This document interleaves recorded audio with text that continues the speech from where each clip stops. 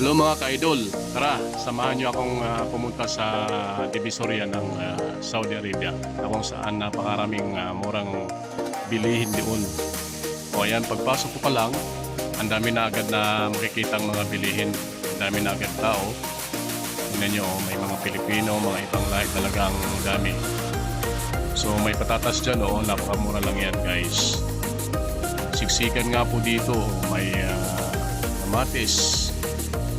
Talagang yung 100 mo marami ka nang mabibili dyan. So tingnan natin dito. Ayan ang daming gulay.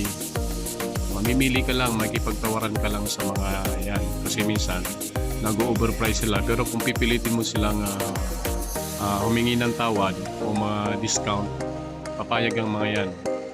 Ano kayang gulay to? Hindi ko alam. So yan, may okra.